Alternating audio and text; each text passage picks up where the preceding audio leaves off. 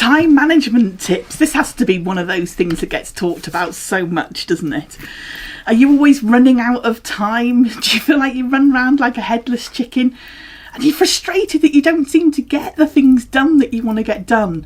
I want to share with you today some tips that have really helped me and my team to be able to get more done in the time that we've got available. There's a couple of different resources that I'm going to talk about.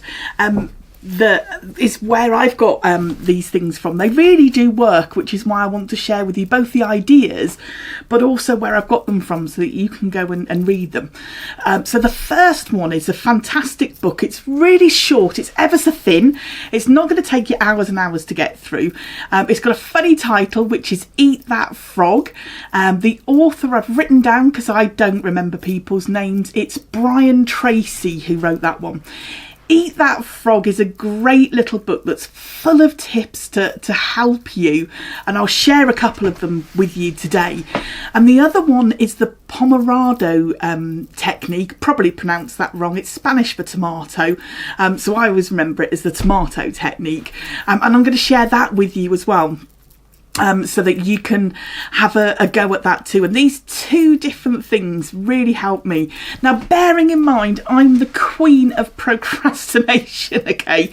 So I can procrastinate about anything. It's really, really easy for me to find myself getting busy with things that aren't making a difference. So I'm not coming at you from a place where, like, I'm the most focused person in the world. But I know when I've got things that need to be done that I can use these techniques to keep me focused and get really productive with my time. So the first thing is, don't just write a list of things that you need to do. You need to prioritise that list. And I think this is something that's really helpful because we all have to-do lists, whether they're just in our head or whether they're written down. But actually, to be more productive, you're much better off being able to figure out what it is that is the most important and urgent that you need to do. Sometimes I think we all have a tendency to go towards the thing that we like to do, the thing that we enjoy doing the most, or the easiest thing, and that's not necessarily the right thing to do. This comes very much from Eat That Frog. The frog is the thing that you don't really want to do that is really important and urgent, and it's about getting that done first of all. So make sure that you know what is the most important thing that you need to do and get that done first, and you'll be so chuffed with yourself that you've got it done and out of the way. You will feel fantastic, and I think that's part of being productive, is feeling as good as you possibly can about the things that you're doing.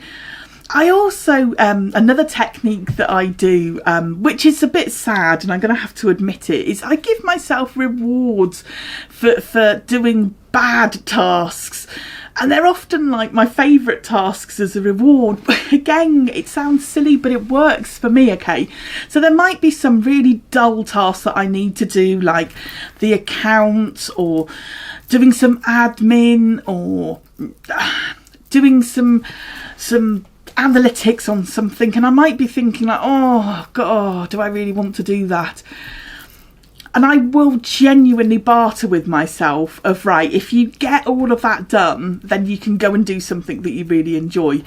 And it works for me. It really does work on getting rid of those big frogs that I don't want to do, by having a reward of something that makes me feel happier, that is something that I'll look forward to. The last one is about setting really small time limits and focus 100% in that time. And that's where the I can't say it. I'm going to have to read it to try and say it. Pomodoro. Anyone who knows how to say tomato in Spanish will be laughing at me right now. But we'll just perhaps call it the tomato technique, because I think I might get away better with that. This setting small time limits and focusing yourself 100% in those small time limits. Oh, this is transformational. So let me break you down how this technique works. So there are 5 simple steps that you need to follow. First of all, you're going to pick your task. So you need to know what it is that you're going to focus on.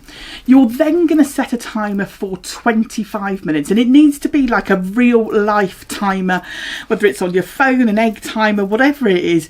Get a timer and set it for 25 minutes.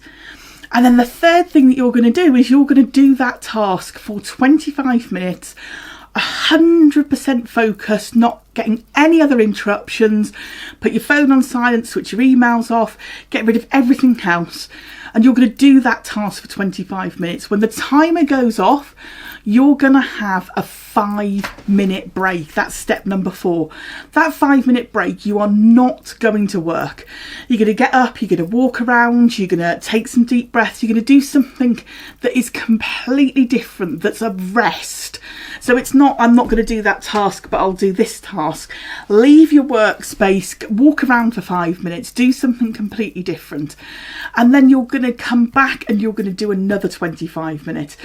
Repeat that 3 or 4 times and then take a 20-minute break and then keep repeating. Now, it might be that a couple of 20-minute sessions gets your task done.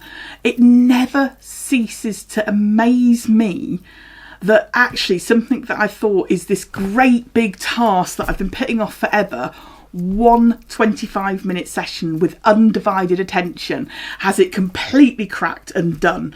And this is why I love this technique, is that I'm not asking myself to do a day's work or anything. I'm just asking myself to do 25 minutes, and what I can accomplish in that time sometimes surprises me. Now, there is an app that you can download. I'll pop it into the description so that you've got it and you can go and find it for the Spanish tomato that I'm not going to try and say again. That's really good. It has a little timer in there for you and everything if you want to go down that route. But it is a great technique that can help you. So time management is always going to be about you taking control. So just to reiterate, the top tips from me is make sure that your to-do list is actually prioritised so that you're getting the really important things done first, and try having short bursts of undivided attention on things.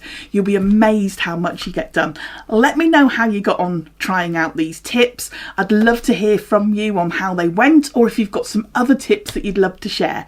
See you soon. Bye.